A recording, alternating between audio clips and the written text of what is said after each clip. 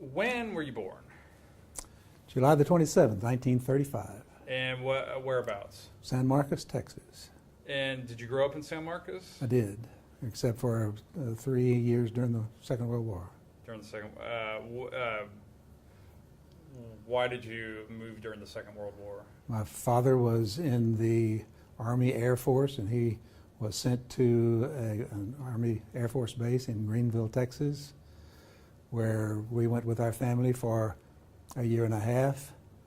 And then when he was sent to Utah, as I recall, we then moved to my grandparents' home in Missouri City, Texas, just outside of Houston, where we stayed until 1945, the latter part, the early part of 1946, when my father returned from the war, and then we went back to San Marcos. So did you go to for most of your school days was in San Marcos? Yes. And what did your father do for a living? He was a college professor before the war in the Army Air Force during the war, and then went back to being a college professor at Southwest Texas in San Marcos. And then later, in the late 1940s, early 1950s, he went back into the service, where he stayed until he retired, many years later. And so he went back into the Air Force? Yes. What did he do in the Air Force during World War II? He was an instructor in instrument flying in Alaska. He was too old for combat. When he went in, he was 39, I believe, volunteered. But he was a licensed pilot at the time, and had enough experience to be able to teach instruments flying, which was an essential aspect of the flying in Alaska during the war, because the weather there was typically unfit for visual flying, and so instrument flying was a necessity in Alaska during that time. So why did they need to learn to fly in Alaska? Was it a supply route, or was it a way to get to Japan, or what? I do not know the extent of the reasons for it. Two of the islands in the Aleutians chain were taken over by the Japanese at the foot of the Aleutians chain, and it may have had something to do with needing to make certain that the mainland was protected against any further incursions by the Japanese from that point. But I don't know whether it was for combat planes or cargo planes. I'm just not recalling that. When he was a professor, what did he teach? Chemistry. He had a doctorate in chemical engineering, and he had a Bachelor of Science in chemistry. As I recall, he had 4 degrees, all in chemistry or chemical engineering. Where did he go to school, do you know? North Texas and the University of Texas. Did he ever work in the private sector? He did. Shortly after graduating, he went with Sinclair Oil and Refining Company, which later became, as I recall, Atlantic Richfield, then Arco, and now it's BP. Those are corporate successors to what he went with in his early years. But as I understand, the Depression came along about the time he was getting started with Sinclair, and he opted to become more gainfully employed, or security of employment, I guess would be a better way to put it, by becoming a teacher at I think it was Cuero, if I remember family history correctly. And then from that point, he went to Southwest Texas at San Marcos. Well, so how many generations do you go back, does your family go back in Texas? You were born in Texas. I was indeed at San Marcos. My family, my father's side was in North Texas, lived around the north of Dallas in Denton. My mother's family came from Alabama along about the time of the Civil War, and I knew my great-grandmother, who was, I think, 12 at the time the Civil War started. and she lived to be 96 or 97 years old. So I had an acquaintance with her during the time we were living in that house with them during World War II.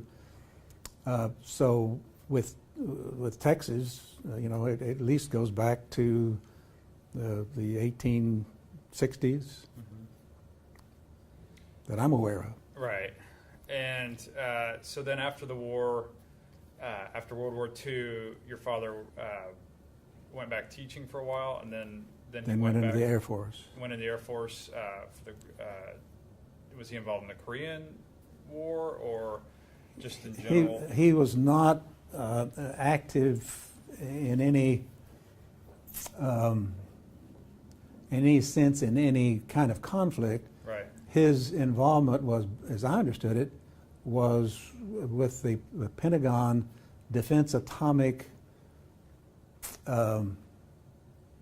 Analysis group in the Pentagon, where his task was to advise the Joint Chiefs of Staff about the effect of nuclear bombs if they were dropped at a particular place with a particular kiloton effect, what would be the damage that would accrue at that particular time. And his background, of course, being chemistry, Right. would lead him to that kind of scientific involvement, I suppose. So, and were you already moved out of the house by that time, or No. In fact, he was there. Was it in San Marcos? No. He didn't stay in San Marcos.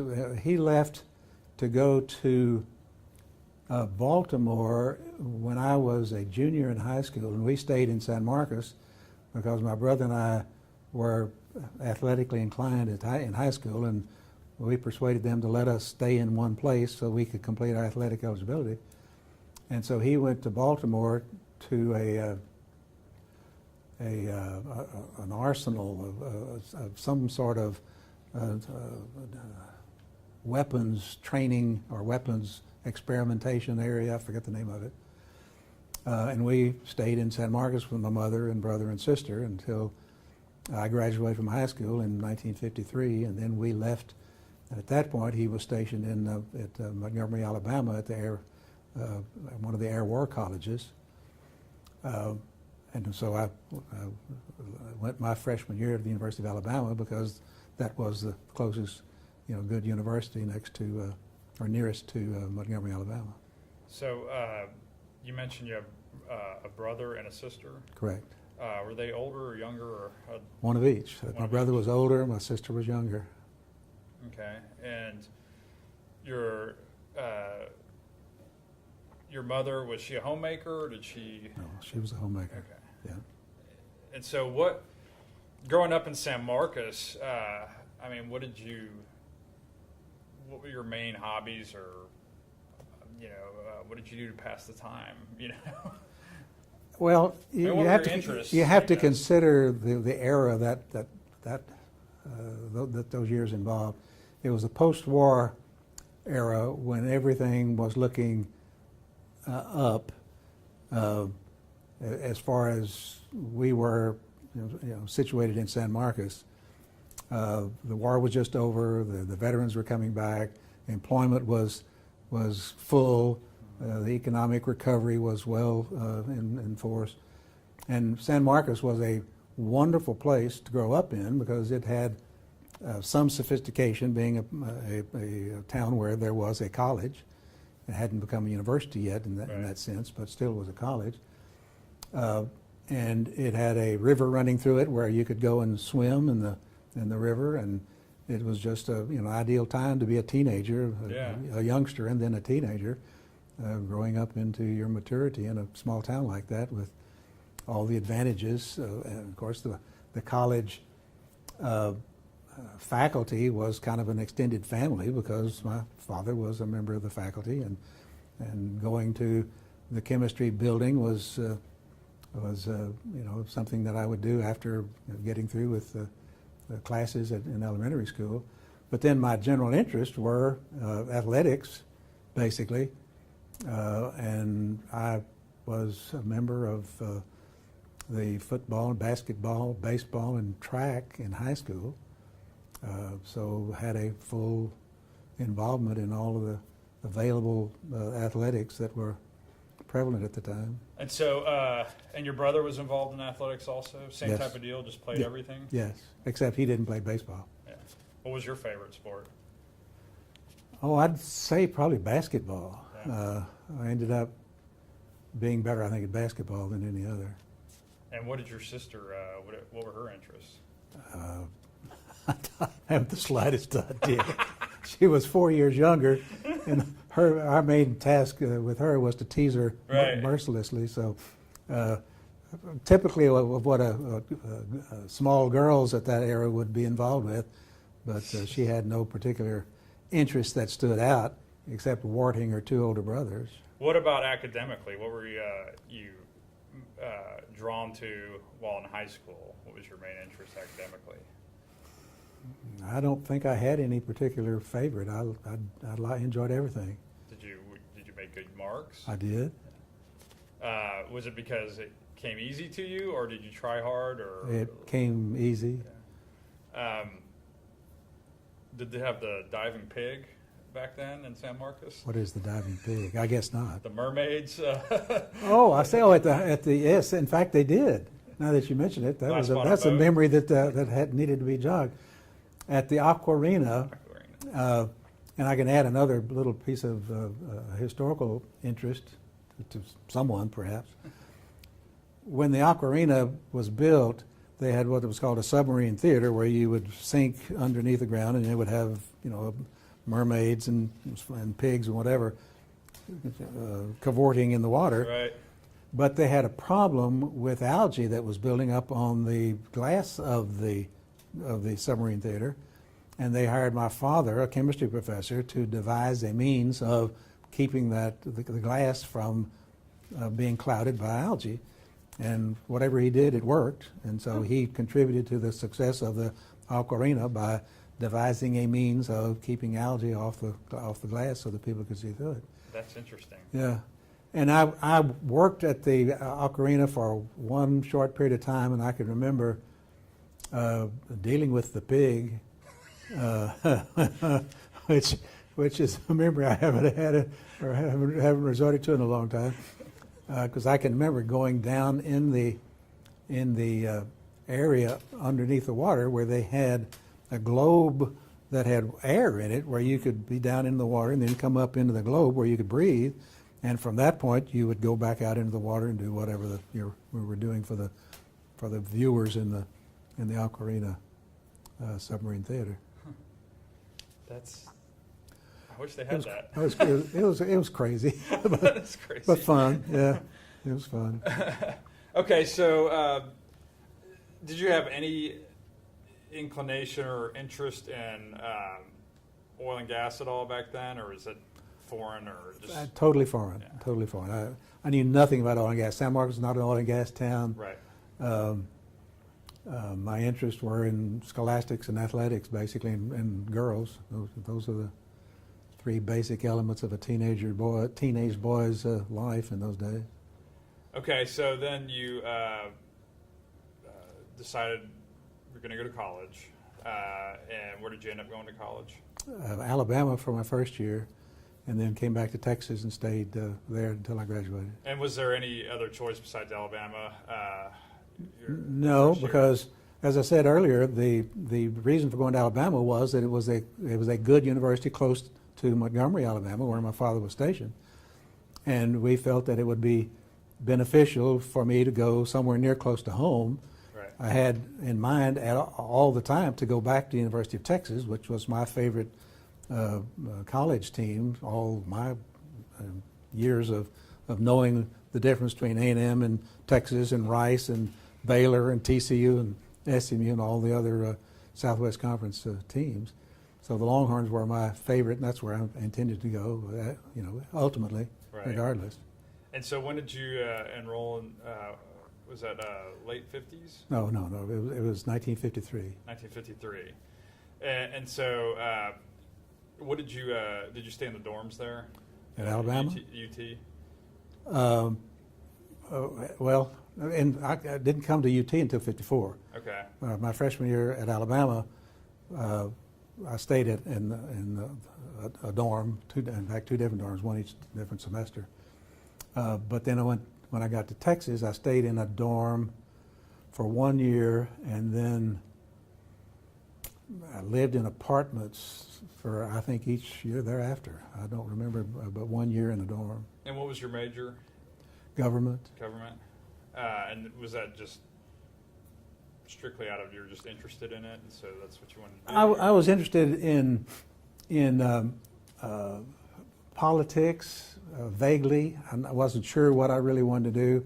I majored in government, minored in history because I had a sense of being involved in government in some way, and I really hadn't planned on being a lawyer, as a matter of fact, until I took a course in the government curriculum at Texas, which involved Roman private law one semester, and then Anglo-American jurisprudence, or the common law from England, in that second semester. And both of those courses intrigued me so, and I did well in both of them, and that led me to law school.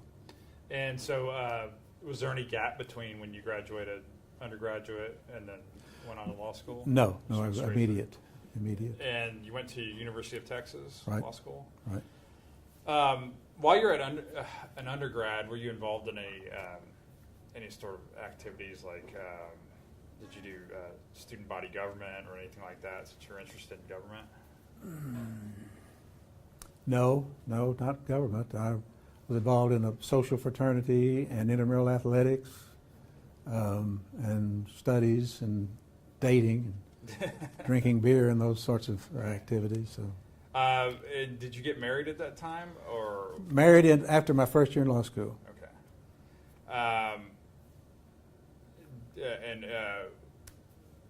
This was. Are you still married to this? Not to the same person, no. Okay, and so did you met her in college? And Met my first wife in college, and I actually met the person who became my second wife and current wife. Met her in college as well. We had we had a class together, and became friends. But then went our separate ways and came back many years later. And your current wife's name is? Edwina. And when did you guys marry? In 1971. Okay. And do you have any kids? Not together. She had 3 by her first husband, and I had 2 by my first marriage. So in combination, we have 5. And your 2 kids with your first marriage, were they boys, girls? No, 2 girls. 2 girls. Yep. And when did you have? When did they come along? 1960 and 1963. So while you were still in law, or No, just no. about right The after first law one school? came in September before I graduated in January of '61. Okay. So the first one was born before I got out of law school. Okay. And then the second one came along a couple of years later. So you're in law school, and University of Texas Law School, and what were the subjects that most intrigued you while you're in law school? Seems Or was it strange. all? Yeah. Oh, I enjoyed it. I enjoyed everything. Torts and procedure, basically trial-related activities interested me. I took oil and gas, and so I learned the basics about oil and gas. I took property. Property interested me, and that became one of the focal points of my early years as a lawyer.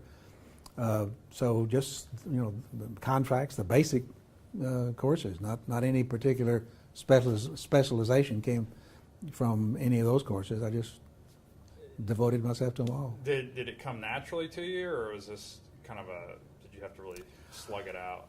I had to slug it out more because I had no experience with law or lawyers or courts before law school. Right.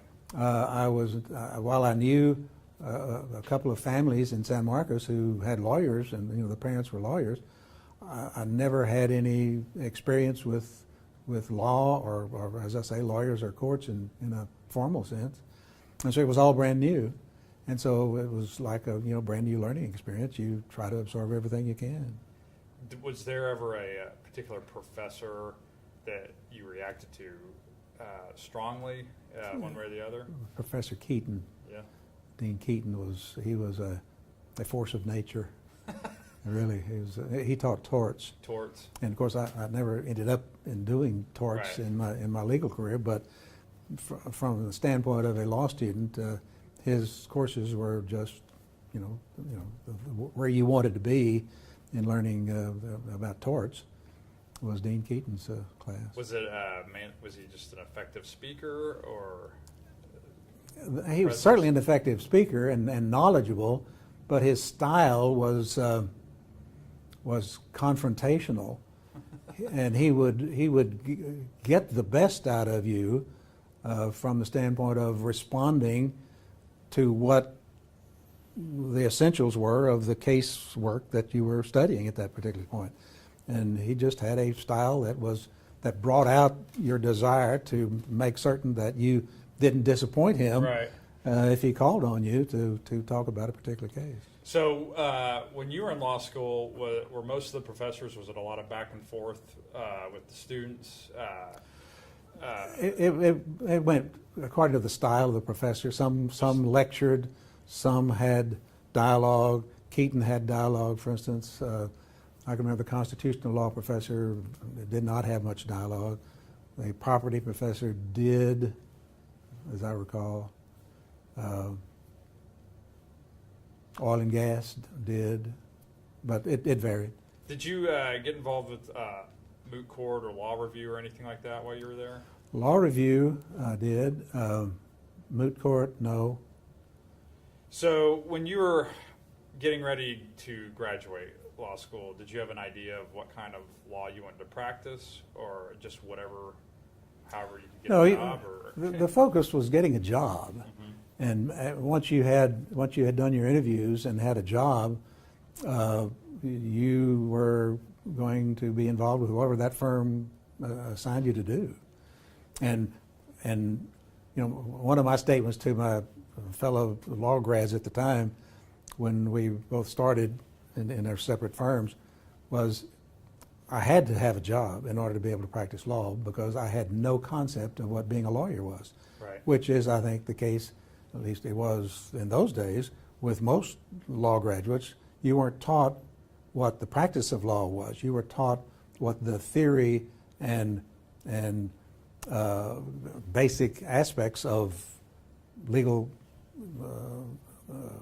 concepts were, so that you had the background in knowing where you should go to find out the answers, but you had no idea about how to deal with people, how to deal with senior partners. It all came with learning from a standpoint of being there and working on the particular cases.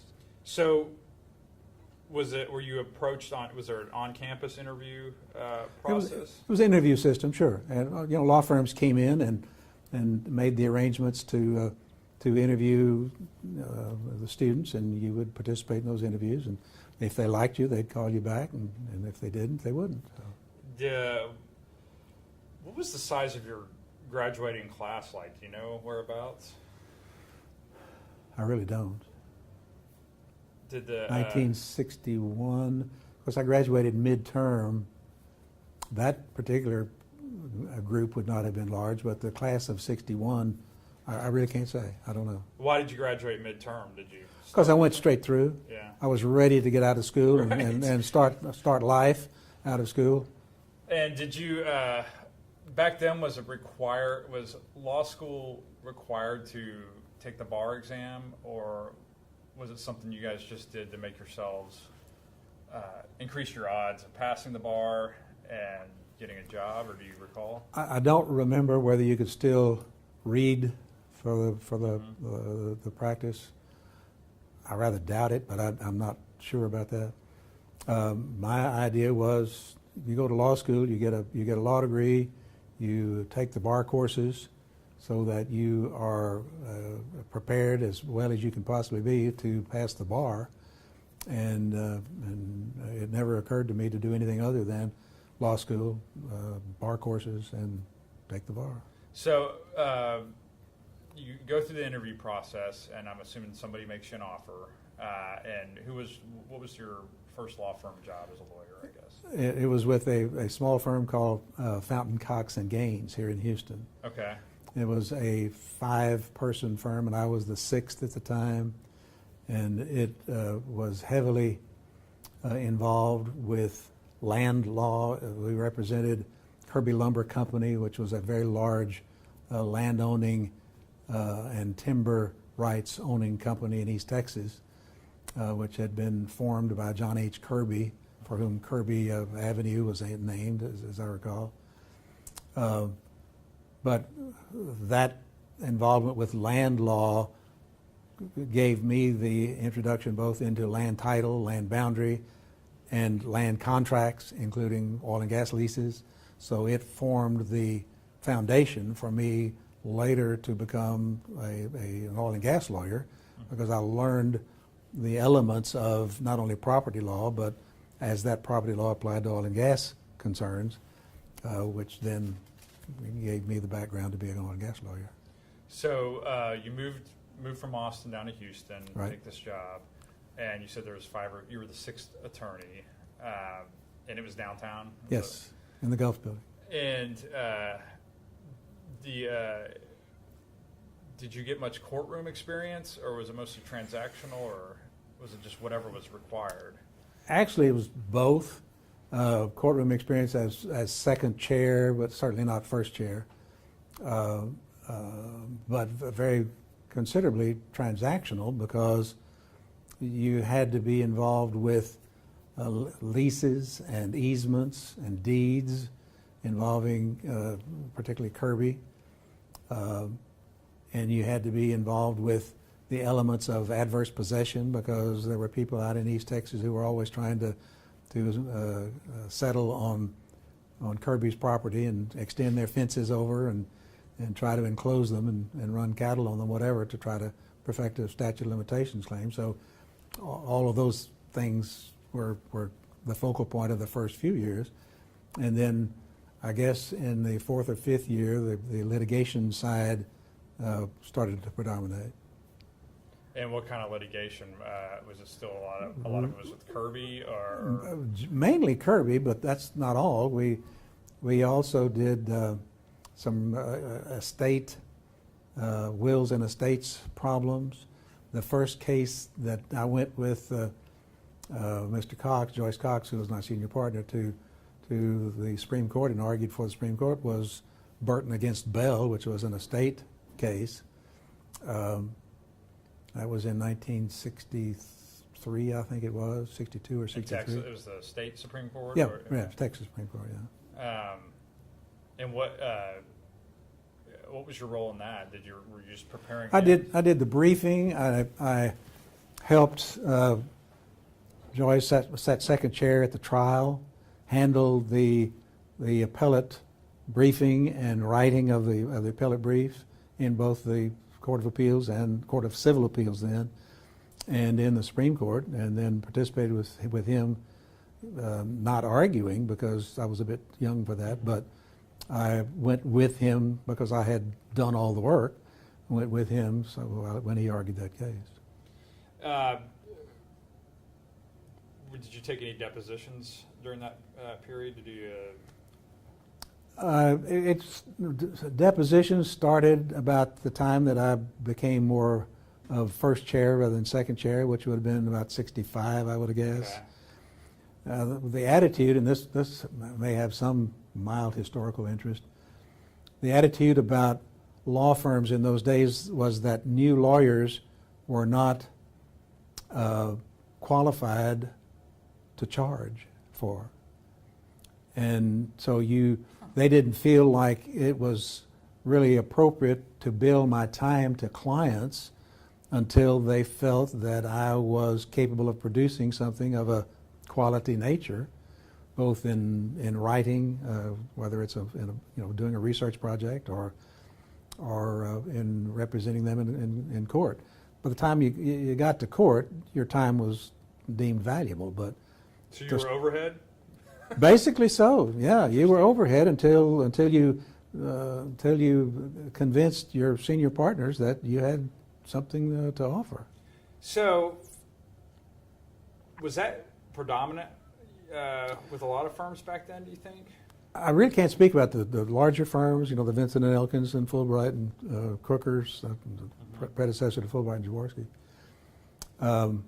But I have the sense that if they charged, it was minimal because literally these folks coming out of law school didn't know how to practice law. They had to be taught, how you deal with individuals, how you deal with courts. It was just a brand new experience to, I would say, most everybody. Do you find there was a point where there was a shift in that kind of attitude through the years?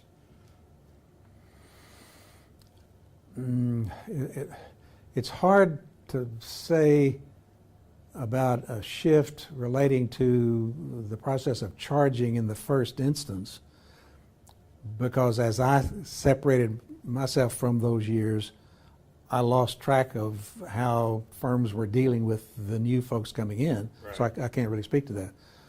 But after, I began to have more trial work, there was no diminishment of your hourly rate because they thought that you weren't qualified.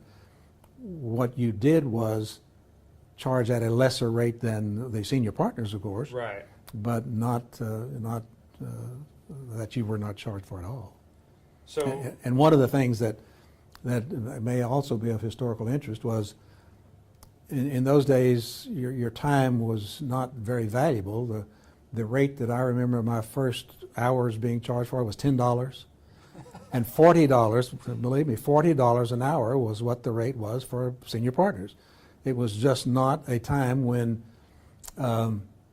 lawyers could charge on an hourly rate that's anywhere near what it is today and what it has been for the last 30 years. There was a time when the state bar made its recommended hourly rates, and I can remember when it went from 20 to 40, and everybody was saying, "Hooray! We can charge $40 an hour now." And at some point thereafter, in the 70s, when the Bates case came out of the Supreme Court, that all changed, because then, with being able to advertise, and you had the commercialization of the profession, the hourly rates just started going up and have kept going up ever since. But in those days, your time wasn't worth very much. So, was the goal of the firm often really just keeping this close relationship with the client, Yes. long term, to keep the lights on in the Right. office? Well, not just lights on. You wanted to develop a close relationship with your principal clients, and the effort was, and this was the thinking, I'm quite sure, of most every law firm in business at the time. The quality of your work was how you got new business.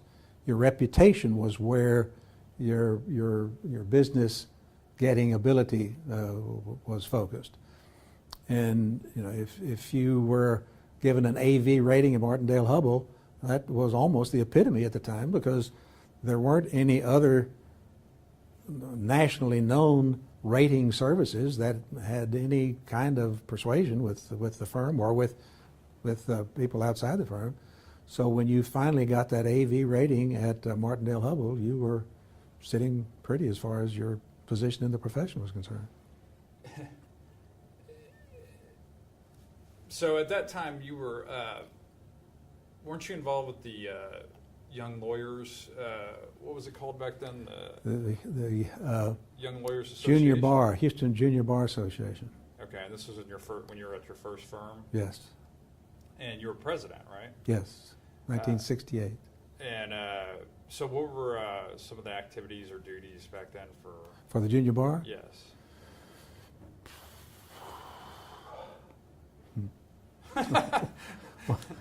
The first thing that comes to mind was probably the worst thing that they did. They had a stag party every year, and that stag party got canceled the year before, maybe the 2 years before I became president of the bar. If it had still been in existence when I became president, it would not have been after that. Right. But the main thing was having a place where young lawyers could meet each other, meet together, I guess is a better way to put it, and focus on partying at one side of the scale and learning how your compatriots were experiencing their advancement in their firms and in the profession, so that there was a means of communicating between the young lawyers at the time, rather than get shunted off to the side and doing nothing in the senior bar. Right. And you had committees that were appointed to do different things. They would have seminars. There would be activities that would be related to certainly the continuing legal education, although CLE was not a requirement at the time. You still had the kinds of seminars and activities that would interest junior bars. And one thing I remember distinctly was we put on some debates among congressmen or candidates for Congress, and invited not just the junior bar, but the senior bar and anybody else who wanted to come, and we would put on one of them that I remember was between George Bush and Frank Briscoe at the what was then I think probably the Petroleum Club. But anyway, it was very well attended effort by the junior bar to bring people together with the congressional candidates, so that they would have an audience for these people to make their pitches to be elected to Congress. Well, so if there was a stag party that eventually ceased, my guess is there were not very many women that were part of the bar. Minimally. Yeah. Very few.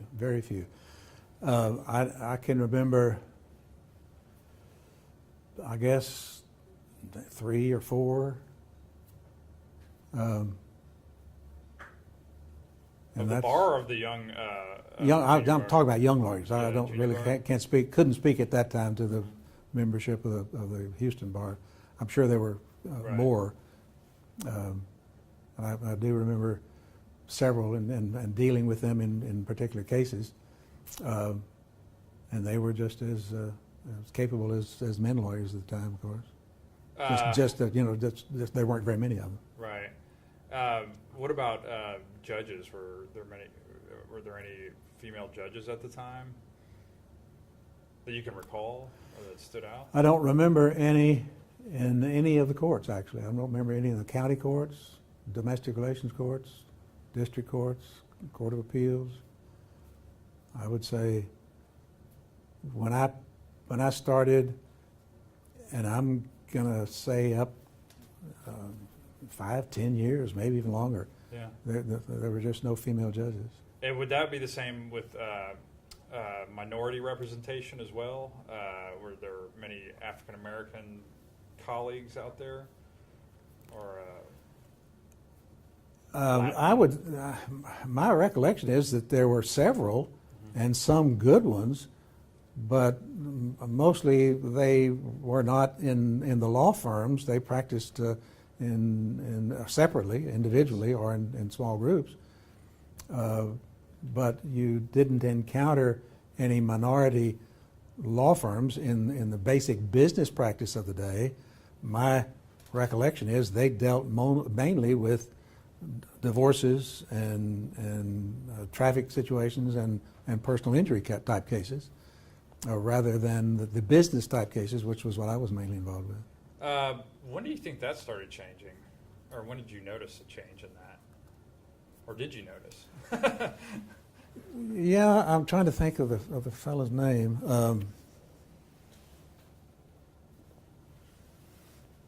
Andrew Jefferson was, he was one of the first minority judges and a good one. And he was a very bright individual, and I enjoyed knowing him and being associated with him. But I can't remember the time frame that where he became a district judge and was involved more so in bar politics, if you will. And this was still state. You're talking about state court. Oh, indeed, Yeah. indeed, yeah, state court. Elected official. And I don't. Thinking of minority in the federal courts.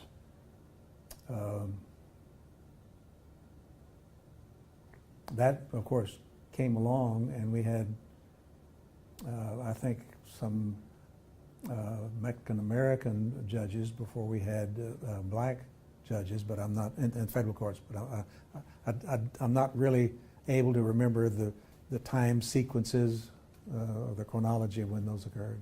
Did you practice in federal court the same time you're at this your Yes. first firm? Yes. Did you enjoy one more than the other, or feel more comfortable with one more than the other? More comfortable in the state court because that was where I was most frequently. I enjoyed the federal courts because there was less BS. I'll just say it that way. Less BS in the federal courts. The judges just would not put up with lawyer displays, the games that lawyers played in discovery. Most federal judges simply would not let that happen, and I appreciated that because that's the way I thought the practice of law should be. It should be guided in the ways that the rules contemplated, rather than allowing lawyers to be gamesmen and play the rules in different ways to the favor of their client. But I liked it in the federal court for that reason. The gamesmanship in state court, do you think it's more or less the same today as it was back then, or do you think there's more or less? Or it's less now, particularly since the Supreme Court has gotten rid of the speaking objections and depositions, and has limited the time frame of depositions. Before that, you could have depositions that would last days, and you would have speaking objections where the attorney would, in the middle of an objection, tell the witness what to say or what not to say, or stop talking in a way that it conveyed to the witness the way the lawyer wanted him to respond to the question. So and I didn't think that was correct, but when it was done. I'm sorry. When did that change? When did they implement those procedural changes? I can't really recall in the 90s, I would say, Yeah. but that's hard to pin down. From my memory, it is anyway. So, did you ever have some of these depositions where you felt like the other side was really bending the ethical No question. rules? No question about it. How did you handle that? What did you do to combat that? The way you're supposed to handle it is you stop the deposition and go to court, or call the court if the court was amenable to telephone communications, and some were. And sometimes you just simply had to stop the deposition particularly if it was your client that they were interrogating, and you needed to stop the way they were being treated, and then file a motion, whether it was a motion for sanctions, for the discovery abuse that they were heaping upon your client, whatever it was, you needed to take it to court. Now, I'm going to say 90% of the disputes never got to court because there just wasn't that enough time, and the clients really didn't want to have to pay for getting discovery disputes settled. So you tried to work it out. You'd go back and you'd find a way to get your message to opposing counsel that you were not going to put up with it. And one of the hallmarks of becoming a trial lawyer was your ability to handle opposing counsel who was not inclined to stay with the rules. And sometimes you just couldn't do it. Sometimes you just had to stop. I remember one instance where opposing counsel browbeat the court reporter because I had requested that we go off the record for whatever reason. I don't remember all the background on that. But he cussed her out because she wanted to go off the record. And he didn't want to go off the record. And he made her cry. He was that hard on her that, and I think that was totally unethical. It was uncalled for. Right. But he was the kind of person who was a thug in depositions, and that was the way he was taking out his frustration on his inability to do the witness in a way that he desired. So he took it out on the court reporter. That's just one. There were others. How did you personally handle that? Stopped the deposition and filed a motion. Yeah. And got the court reporter. She didn't want to, but I said, for your own protection, you need to be a witness in this. And we had a hearing on it. And as I recall, the attorney was, I don't remember how he was sanctioned, whether it was monetary sanctions or just a tongue lashing by the judge, but he was told in no uncertain terms, this is not the way you practice law. And so do you think the aggressive tactics still prevail or are still in abundance today? It's just the fact that there was a rule in place that kept the means from reaching the ends there, or is that just too speculative? My view is, from my practice, and I can't say whether this is in any sense uniform with practice generally, is that things are better now as far as aggressiveness is concerned, because you also have the rules have made it clear that you can stop a deposition when the question becomes abusive. And of course, when abuse occurs is sometimes judgmental, but you have the means of taking care of your client or taking care of the situation available in the rules, and as long as you can find a way to resort to those in a particular case, they're there for you to work with. So the pros don't outweigh the cons if you're going to be this sort of aggressive, unethical character. It's going to cost your client. Well, I think there's a difference between being aggressive and being unethical. The two can certainly go together, but you can be aggressive without being unethical. You can be forceful in your cross-examination. You can be demanding in your cross-examination without it being abusive, because that may be a way that you need to handle a witness. But in my view, the transgressions have diminished significantly, at least as I say, in my experience.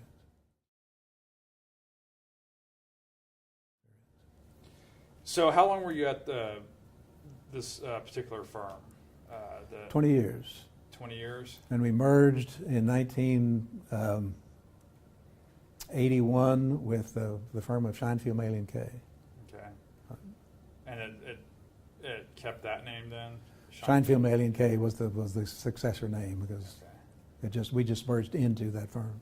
So from the late 60s through the 70s, were you still focused on property, or had you started to get into oil and gas, mineral? I would say both. Yeah. We maintained the connection with Kirby. It became then Kirby Forest Industries, changed the name.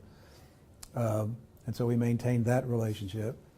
But then oil and gas was in the about 72 is when 70 to 72 was when my oil and gas business started increasing, and I became involved more with, first of all, with the documentation rather than litigation, and that again, based on my experience with Kirby and dealing with land titles and boundaries and issues relating to land, gave me that same kind of foundation. The early activities in oil and gas were foundational as well, since I dealt with leases and drilling contracts and operating agreements and that sort of thing, to make certain that the clients that I was representing were correctly documented. And then that led then into more litigation. So who were what types of clients were you representing during this early part of the oil and gas? Independents, not the big folks, not the Exxons or they weren't Exxon, yeah, not the Hummels and the Shells. Basically, the individuals who were independent oil people. Exploration. Exploration and development, basically, yes. Do you and so you were drafting up? Were you reviewing leases or? Actually, with them more so in the drilling and exploration side, you were doing drilling agreements, where you'd get individuals who were willing to contribute money to the risk, and you were representing what we did. We represent the people who were going to do the drilling. Okay. And so we would get the drilling agreement all set up whereby that money was coming in and those people would be protected by that drilling agreement. You'd have the particular obligations that were placed on the driller about when and where and those sorts of things the drilling was to occur, and how many wells that were being planned and that sort of thing.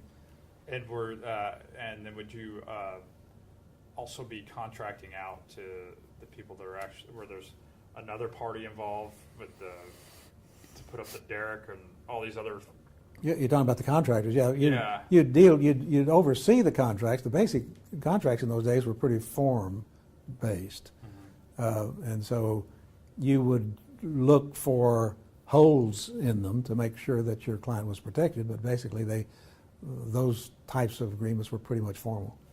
And if for whatever reason they didn't hit on a particular spot or things didn't work out right, would you guys handle the litigation as well that flowed forth, or was that usually somewhere else? Well, in those days, there really wasn't that much litigation between working interest owners. Okay. In fact, it surprised me at the time that there was such a dearth of litigation at all between working interest owners, and about the type of operating agreements that were prevalent at the time. There was very little litigation about those particular things. As we've seen in the last 30 years, though, leases. The main issues in oil and gas that went to the courts were leases.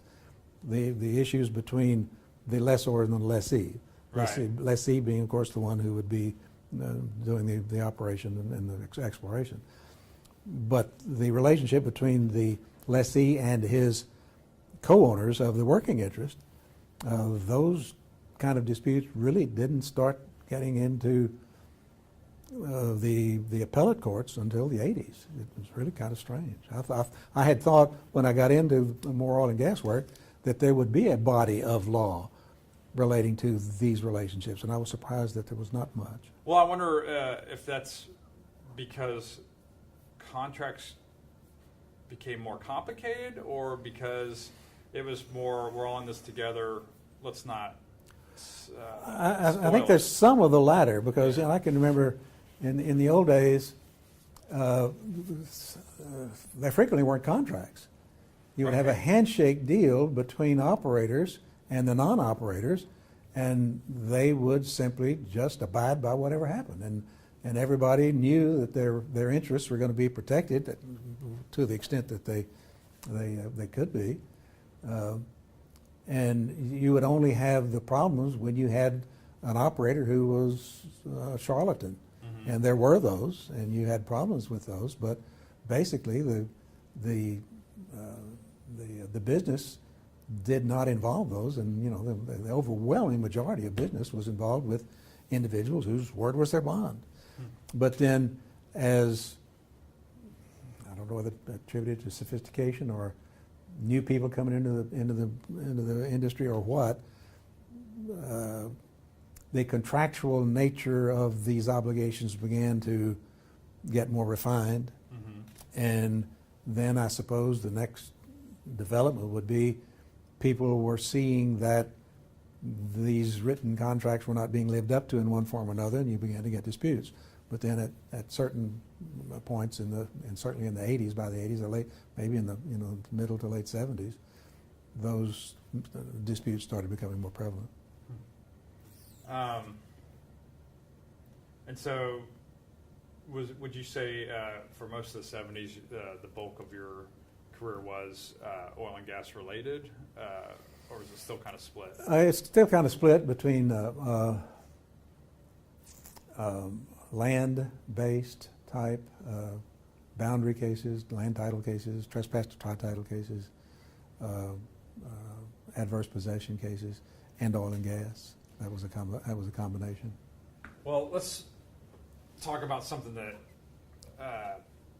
seems to have changed between now or then and now, which is marketing. How were you expected to bring in new clients, or was it just something that you did the work and it was going to come in if you did it properly, or how did you get clients back then? Well, I'm going to go back to the starting days, Right. the 1961 in that era. You were forbidden to solicit. It was a I don't remember it being a criminal conduct, but there were bar rules. It was a recognition by the Bar Association that you weren't supposed to solicit, and you, of course, couldn't advertise. Mm-hmm. And so you did not have the least overt ability to go out and get business. Now, you could have a circle of friends in which you could, make your availability known, but you still, even then, at least I felt, that I could not say, hey, Bill, send me your business. Right. I can handle your land work, I can handle your oil and gas work, you send me your business. You couldn't do that. Now, the way I understand it was done, because I was not expected to bring in any new business. It was expected, as I alluded to earlier, that you formed your reputation in the business community, and that would then, your reputation would be your selling point, because people in the industry would, in various industries and in social groups as well, would learn that Joe Roady was a quality lawyer. Mm-hmm. And we need to take a look at Roady to see if he can handle this case. That's the way it worked, basically. And there's some commonality with today, in that you had circles of friends that if they liked you enough and if they thought you were a good lawyer enough, they could tell their friends about you. But you were not supposed to go to them and say, "Hey, spread the word." Right.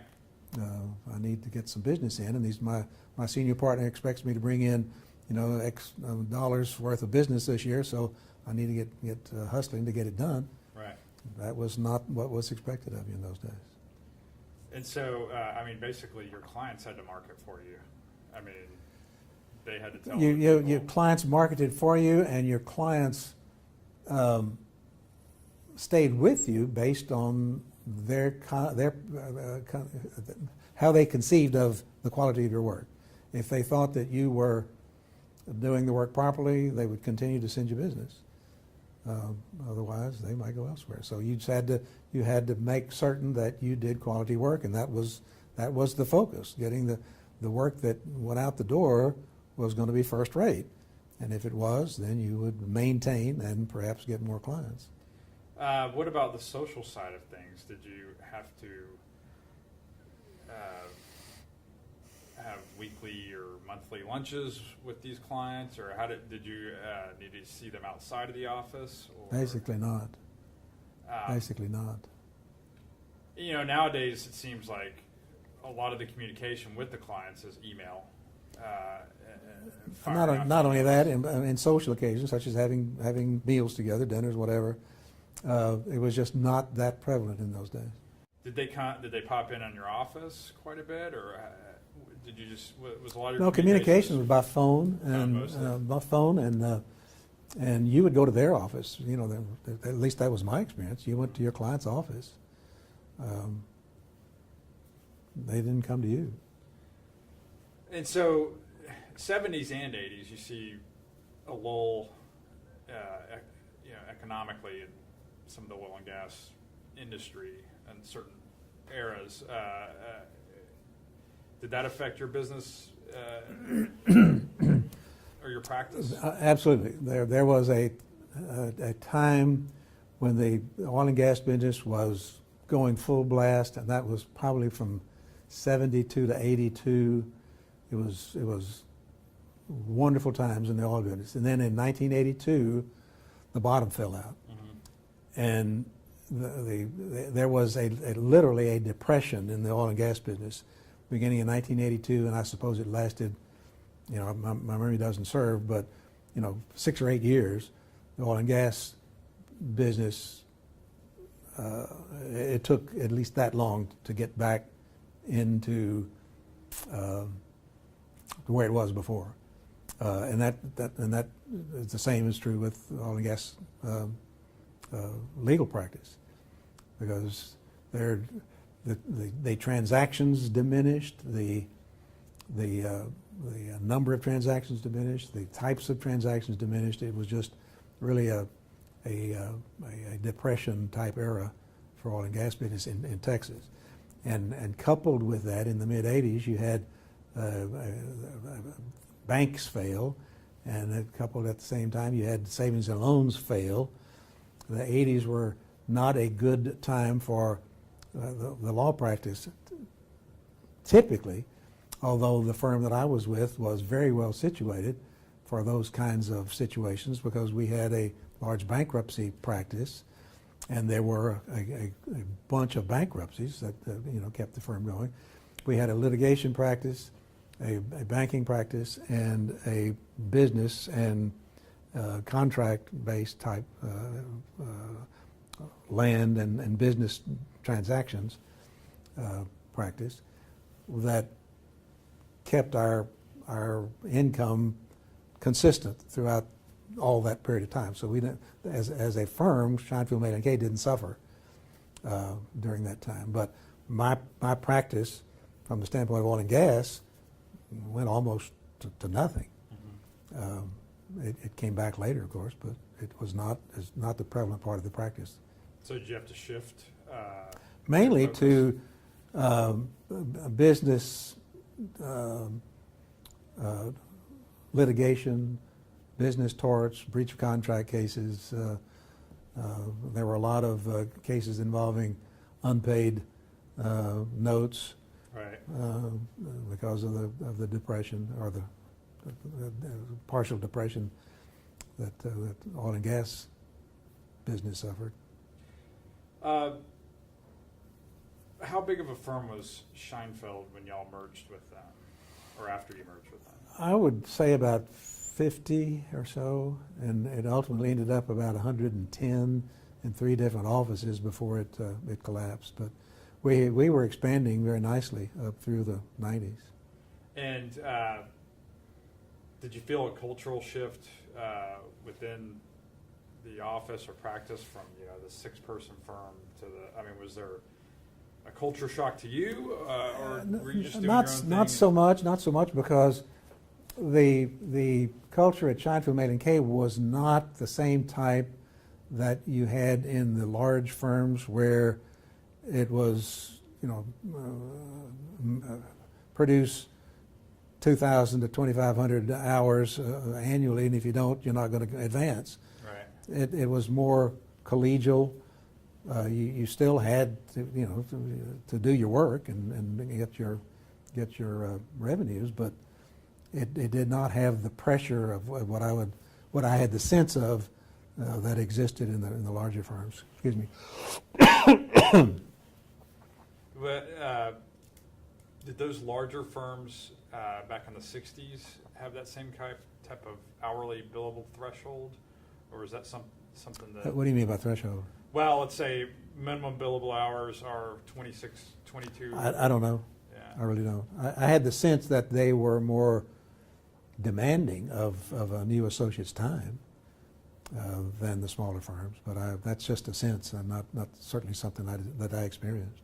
What were there? At your first firm, you talked about how they weren't even charging for some of your work. Did they have minimum hours for you at that firm ever? No. What not about really.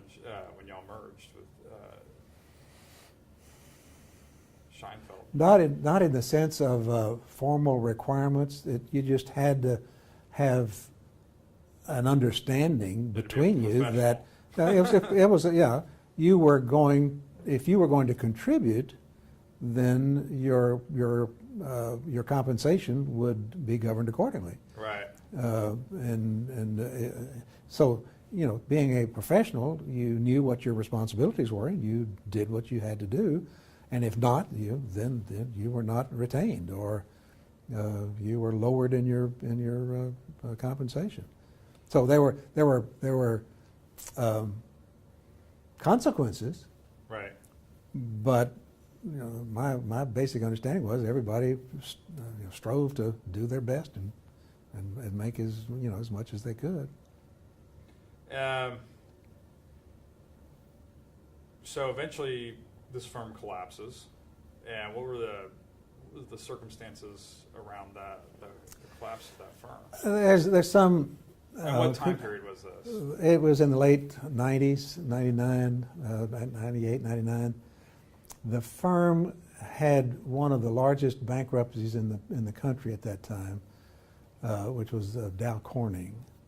And it was a money maker for the firm because it was a large bankruptcy that involved, and I don't remember exactly, but up to 10 of our bankruptcy people. So it was a big case. And it was slowing down because the bankruptcy procedures were coming or getting down toward the end. And so the bankruptcy people, at least the way I understood it, were not seeing some case or cases coming in down the pipeline. And I don't know what their sources of information were because I was in the litigation section. Right. But they were not seeing cases coming down that were going to fill the coffers like Dow Corning did. And so they began to get concerned, and they began to get more concerned to the point where a couple of the important partners left so that they could make certain that their personal security was taken care of. Went with firms that were big firms that had a broader scope of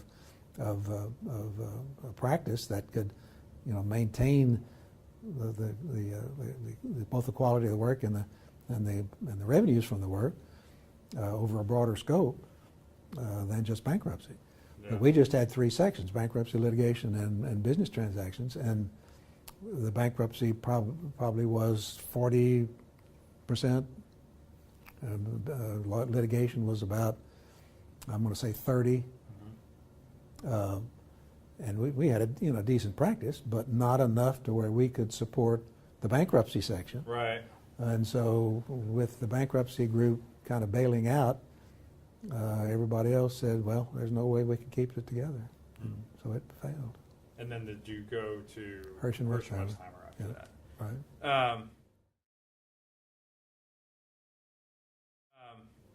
Was there any point in time where you thought, "I'm done with this. I don't need to practice law"? No, no, because I've enjoyed the practice of law, I guess, as much as I can say anything in my life. It has been, I think, what I was probably destined to do because of, considering the person that I feel that I am. But in fact, it occurred to me several years ago. I can remember taking an aptitude test in elementary school, and the result of it was that my aptitude was to help people, and what better way to help people than to solve their legal problems. So I ended up probably where I was meant to be, although from an aptitude test as an elementary school child to becoming a lawyer is a wide That's gap, right. but still that was an indicator of where my mental focus was as far as the kind of person that I wanted to be. How do you keep from your brain from switching from helping somebody to looking at them as a way to make a living? I mean, do you separate those, or is one follows the other? So if you're helping them, I don't have a switch. Yeah. The two go together as different focal points at different times.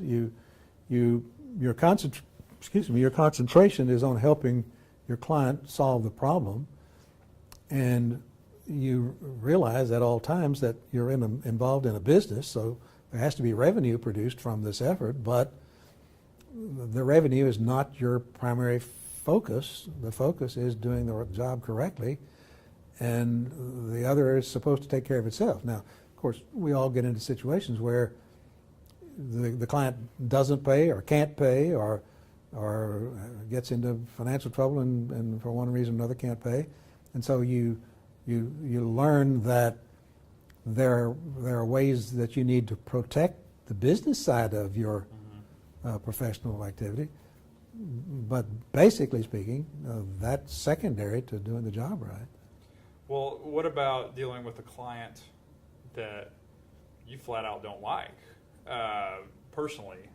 On a personality-wise, is it just something maybe you haven't been in that situation, but once or twice, yeah. Not very often. I mean, what do you do? Like, even if it's, do you find that maybe you're less sensitive maybe than other people are that get irritated with a client? Is it something you look past and say, look, I'm trying to help this person and they're in a stressful situation, so that's how I do it? I find that hard to answer because you'd have to get into personalities and right. individual cases, and I'm not really willing to do that. Right. But the problem still is, how do you maintain the distinction between working for your own benefit and working for your client's benefit? My view has always been, since I'm a fiduciary, I have to work for my client's benefit, and there have been times when, even though I knew that I was not going to get compensated, I still had to produce to do the job correctly, and that to me shows what a lawyer is supposed to do. You're supposed to fulfill your fiduciary duties, and sometimes it's hard. Sometimes you don't want to help this person who is not paying you. And right. Sometimes it's because circumstances that are beyond that person's control, and you're sympathetic with that, but you're still getting hurt at the same time. And then your resort at the end of the day is you don't ever represent that person again. Right. Or if he's very sympathetic and you have done a good job and have maintained your friendship with him, when he gets back into revenue producing capacity, he may call on you again, and it all depends on how the previous situation left you with regard to his approach toward the business side of this lawyer-client relationship. Right. If it was bad and his attitude was bad, then you don't have anything to do with him. But if it was not his fault that he couldn't pay you and that he sincerely regrets not being able to pay you and wants to make it make good if he can, then you, of course, are more sympathetic. Do you think, have you observed, so you've worked for 3 firms. Yep. Was there any difference between how a firm represents a client in the 60s as opposed to 70s, 80s, 90s, and 2000s? Or is it really just individual based and how the personality is of this particular partner versus the firm? Is there an attitude difference or cultural difference between a firm of when you just started as to now? Are clients viewed as, I'm not trying to put you in a position to...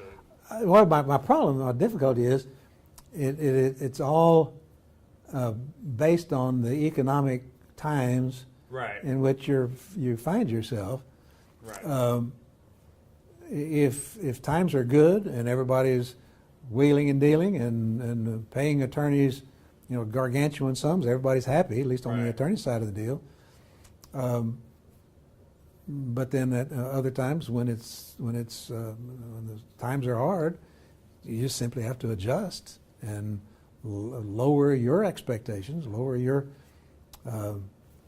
desire to make $1 million, Right. and make it realistic with the economic time. So it's difficult to generalize about those attitudes, Right. because it depends on both the economics and the individuals, and so it's really kind of something that's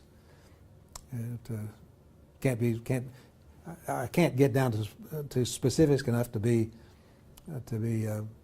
speak intelligently about it. Well, the one thing that can be generalized between 1961 and 2017 is means of communication. That's different. Technology. Totally different. Totally different. Do you find it advantageous to be Much. able to Absolutely. send off an email? Absolutely. Very convenient. Very, very beneficial to be able to send emails. What about the availability aspect, being able to be reached 24/7, as opposed to? I think that's good. Yeah. I think it's when you have the ability to communicate, even if you don't have your computer running, if you don't have your iPhone in front of you at the time, you can pick it up 2 hours later, and that email is going to be there. Right. And you, rather than in the old days, it was either telephone or letter, or one of the things that happened after I came in was fax communication. That was a brand new thing and great, and everybody thought it was best thing since canned spinach. But anyway, the ability to communicate now is infinitely better, and infinitely better for relationships. Well, let me ask you, okay, on that note, what about personal relationships at home? If you have, well, maybe it didn't affect you. If you're always thinking about the law constantly, do you find that hurts your home life at all, or the clients constantly communicating with For you? me, I compartmentalize. Right. I keep home and office pretty much separate. So would it have mattered if you had email back in 1976, let's say, would you still be devoting the same amount of time to your work as you do now? Would there be any difference? I wouldn't think there'd be any difference. Yeah. It would be the ability to communicate would be a vital part of the practice whenever it would occur. And if you can enhance communication, the relationships are going to improve. At least that's my view of it. Let me ask you this. Let's go back to a couple key things. I know you personally argued in front of the U.S. Supreme Court. Yes. Can you speak to that? In other words, can you tell me about the case and what led up to it, and what it was like actually to be in front of the Supreme Court? Sure. And what was the time period? 1984. Okay. It was probably the most enjoyable experience of my legal career, because if you're a litigation, if you are a trial lawyer, the epitome of a trial lawyer's practice is taking a case all the way to the highest court in the land. And of course, very few cases ever qualify for high court review. And the main vehicle to get you there has got to be having a case in which there are conflicts between the courts of appeals of the federal circuit, federal courts. And that happened in one of my cases. It was a Kirby Lumber Company case, Kirby Forest Industries at that time, and it involved the congressional act which set apart lands in East Texas for the Big Thicket National Preserve. And what Congress did was it announced that it was going to have several different specific tracts in East Texas set apart in a preserve. Now, what is the effect of that pronouncement? The effect of that pronouncement is to put a damper on value, because nobody is going to want to buy that piece of property with that kind of statement by Congress that one day in the future it is going to be a federal park or preserve. And so the case came about as a taking case against the federal government for that particular pronouncement. And they formed a commission rather than have a case that would go to the Court of Federal Claims. That had a commission appointed, and the presentation of that to that commission was, what is the value of the property at this particular time? And the commission valued the case, and Kirby was awarded, as I recall, $2 million. Something. It's not a huge case, but not a small case either. And then the case was appealed to the Fifth Circuit, and the question was what is the date of taking? Right. Is it the date of the congressional enactment? Is it the actual date of the filing of the petition to have it set aside as a federal preserve?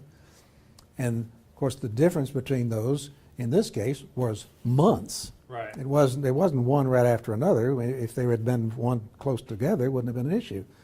But with the value of land increasing during this period of time, if you valued it here, you were getting less money than if you were valuing it here. Yes. In the later date. So the question was, what is the date of evaluation? There, and I may be hazy on this aspect of it. There was an old Supreme Court case that said that takings of this kind were not based on the congressional pronouncement, but were based on some intermediate fact. But anyway, long story short, the Fifth Circuit and the Ninth Circuit held separately, Right. differently on the date of taking issue. And so there was my conflict. And so we filed a petition for writ of cert, and they granted the certiorari, and I got to argue. And So- of course, the experience itself was, worth talking about. That difference in time was valuable enough. Valuable enough to it justified the Okay, pursuing the so lawsuit. did you work on the briefs themselves? I wrote the brief entirely. Yeah. And so you go up to you traveled up to the Supreme Court and orally presented? Right. What was that? Was there a lot of back and forth, or did you feel like they had an answer already in their head and were trying to confirm it, or what? How was that like? The reason I'm hesitating is I went back and looked at the transcript of the hearing to try to get a picture of whether the questions that the members of the court asked were related to any particular point that ended up in being discussed in the opinion. And let me back up a step. This was the Berger Court, Okay. 1984, and one of the aspects of it was there was a dissent in a previous case which was precisely on the point that I was trying to convince the court that they should involve themselves with in this opinion. Yes. And so I delved deeply into the basis for that dissent in a previous case, which I thought should be a majority, and we've looked at. And so my basic pitch was to make that dissent the majority of the court. But to answer your question directly, I talked for maybe 3 minutes, and then the questions started. And the questions then lasted for the remainder of the time that I was up there. And of course, I had 2 particular times. You had 30 minutes to argue, and I wanted to reserve, as I recall, 5 minutes for my rebuttal. And so I got 25 minutes and 5 minutes. And as I say, I made my opening for maybe 3 minutes, then the question started, and then all the rest of the time I was answering questions. And when the Solicitor General's lady got up and did her part, she got, of course, 30 minutes. Questions throughout her time as well. And most of the questions dealt with the factual basis in the record for particular aspects of the effect of the taking at particular times. And so it was the questions typically fact-based record instances supporting one particular conclusion or another. And so that was the way the questions came. And I thought that on the basis of simply the presentations, I did better than the lady from the Solicitor General's office. So I thought, proud as I was to be arguing for the Supreme Court, I thought I had won on the basis of the presentation. And the one thing that I remember more than any other, and I'll get this and we can go on to other questions. If you've done any appellate work, you know that typically there are a series of lights on the podium, green, red, and yellow, and sometimes just green and red. But in the Supreme Court, you have the warning that if you're in your time, the light is green. If you are approaching your 5 minutes or you're approaching the conclusion, it turns yellow. The yellow light's turned on. Then when that red light comes on, you're supposed to stop. Right. That's telling you to stop. But there's a caveat to that. If you are in the midst of answering a question, when that red light comes on, you may finish answering your question. And if they ask you another question, even though the red light is on, you are entitled to stay until you answer that question. Okay. Seriously, if they continue to ask you questions, you could go on for as long as they continue to ask you questions. And so what I remember was at that last set of questions, it was Wizard Justice White that asked me that last question. And I was answering it, and in the back of my mind, I was saying, ask me another one. Ask me another one. Because I wanted to stay. I was having such a marvelous time in that experience that I didn't want it to stop. Right. And so he did not answer, and no other judge asked a question, so I had to stop because the red light was on. But I can remember having that voice in the back of my head trying to persuade him to ask me another question. But it was totally enjoyable. Why do you think you enjoyed it so much? Was it felt like a pinnacle of? It was. It was the pinnacle of an advocate's experience. Yeah. You're getting to argue a case before one of the 3 parts of the national government. It's like having an audience with the president or getting to address Congress. You are addressing the Supreme Court on an issue that is within their jurisdiction to decide, and it affects the rights of your client. But from the standpoint of the lawyer, you are the advocate of a particular position before one of the 3 elements of your government. And what more would you want to do as an advocate than that? I guess it would affect the rights of your client and everybody else subsequently. And it could, sure, yeah. Did you think about that at all, or is it just all about what you're? Not so much that it would affect the rights of other people. It was a Fifth Amendment issue, and not a big social issue, right. Like abortion or anything. And so it would not receive wide coverage or claim or dismay or whatever, except in the eminent domain council group, that they would be aware of what was going on with that, but it was of limited appeal as far as the public was concerned. Did you sleep the night before? Actually, yes, but there was a fire alarm in the hotel. This was in February 22nd or so, and the fire alarm sounded, and the loudspeaker came on, and we're told to evacuate. And I picked up my overcoat and my briefcase with all my notes and everything in it, and my wife picked up her fur coat and her jewels, her jewelry, and we went out and walked down the stairs and out into the outside. And it was a false alarm. It was a false alarm fire in the kitchen or something like that. But my sleep was interrupted the night before by the false alarm at the hotel.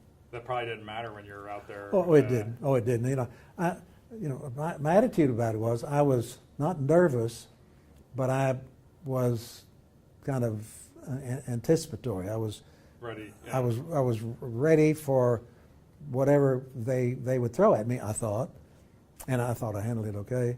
But in being ready for it, I was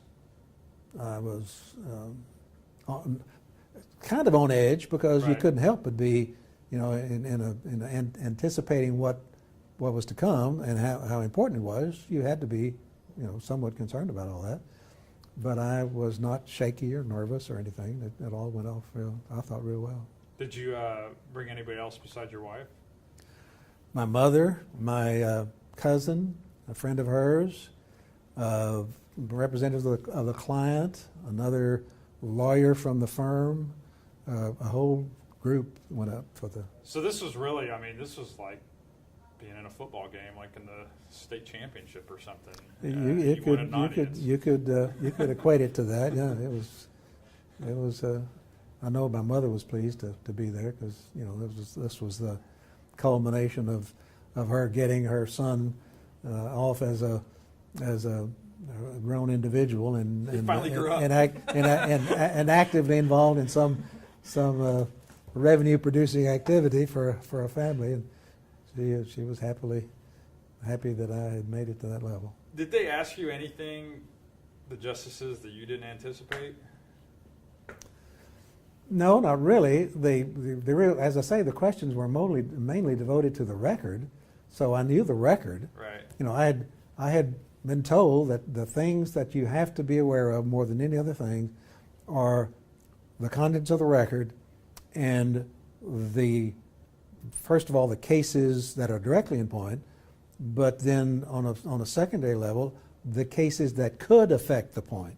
Right. And so you have a three-part, at least the way I analyzed it, three-part review to get prepared on. One was the record, one were the direct cases, and one were the potential cases.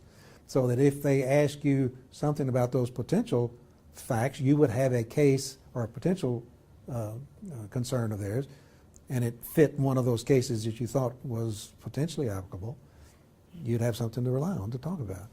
And I didn't fumble any of the cases or any of the questions. I thought that I handled those fairly well. So my view of it always is them coming at you with hypotheticals, like the third part you were talking about, as opposed to just the factual aspect of it. That can happen, but I don't remember any hypotheticals. I don't remember any what ifs at all. How does this affect? Yeah. I'm surprised they went all. They focused on the factual side of it.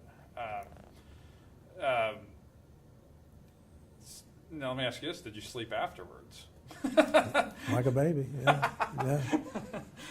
Yeah. I had no problem with it at all. Was there? Did the opinion surprise you at all? Well, not really, because we won. We didn't win on the big point, as on the date of taking. They kept the date of taking law in line with the previous case that I wanted them to change. So that was the big point.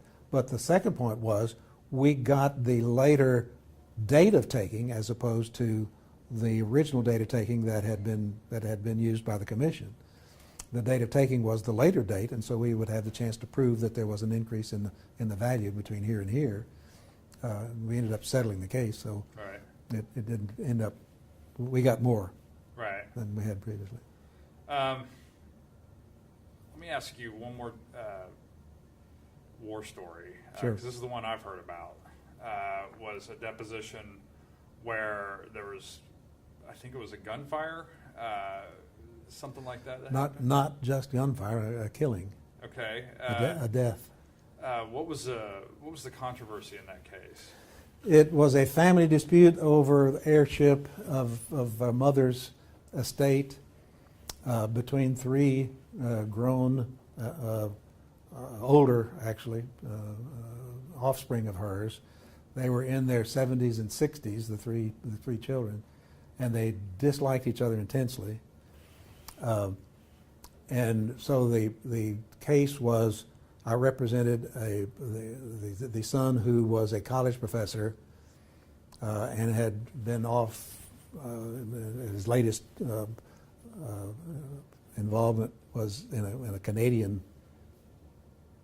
university. I was trying to think of the name of the university. It didn't make any difference. But anyway, he was not in Houston very much of a year, and the other two children were, and their mother was very demanding, and she was the type of person who would play each of her children off against the other as far as the attention that she thought she was entitled to, and that ended up having the children disliking each other very much.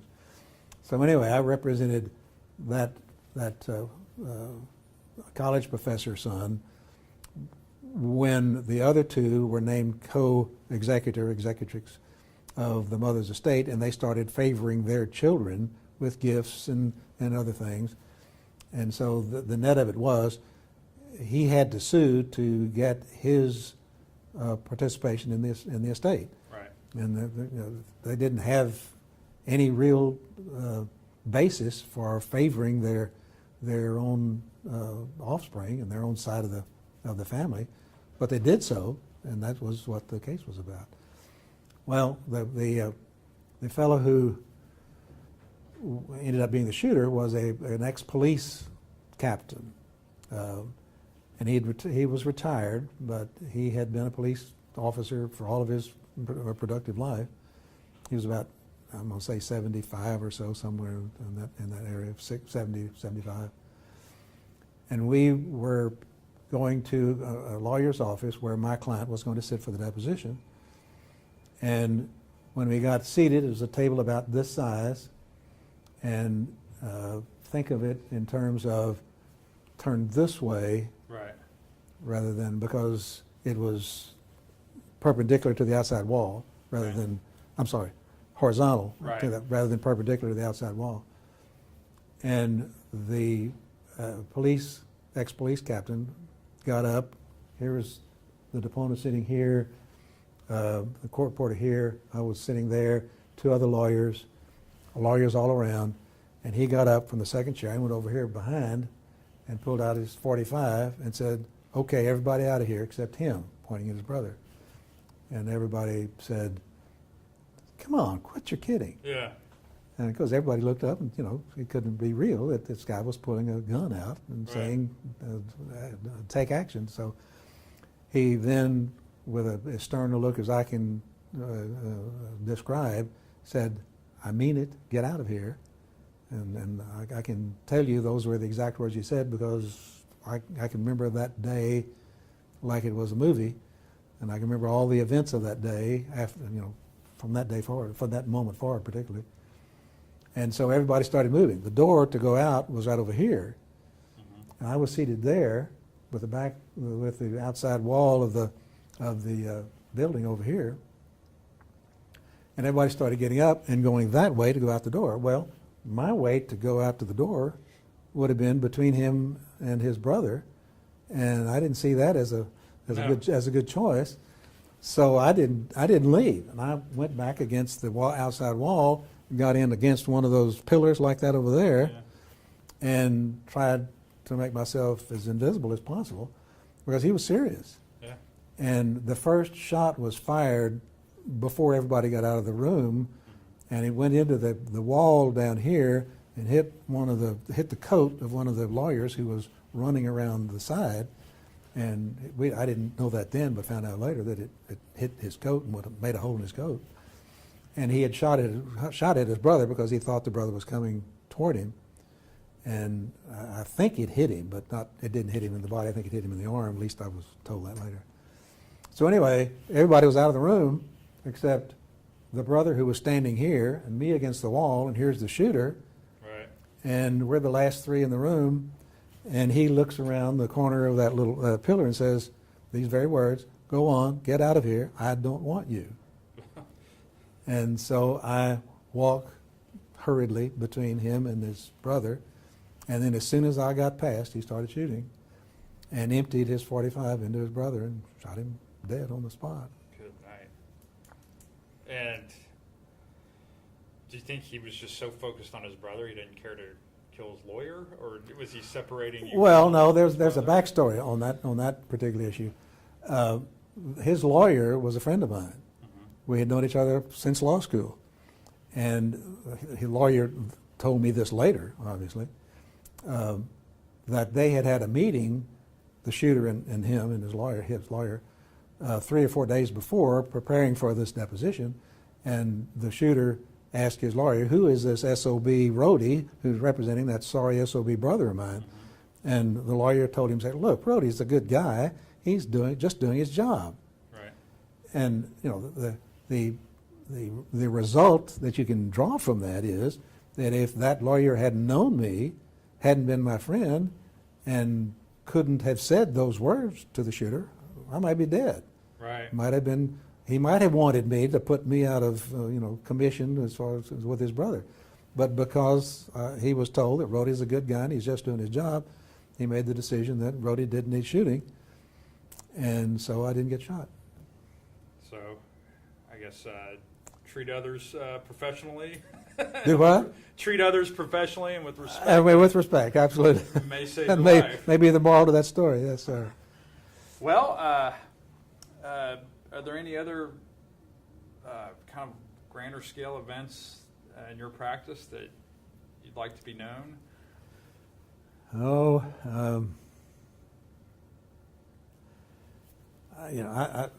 not really. I think I've had a good practice. I've been practicing now for 56 years, and have enjoyed it the entire time. I don't think I could have ever done anything else with my professional life, my productive life as an adult, because it's been the challenges, it's been the people that I've been associated with, and both as clients and fellow lawyers, and the issues that I've dealt with, and the scenes that I've had in courtrooms all around the state, in courts of appeals and Texas Supreme Court, Fifth Circuit. So I've had a full life as an attorney,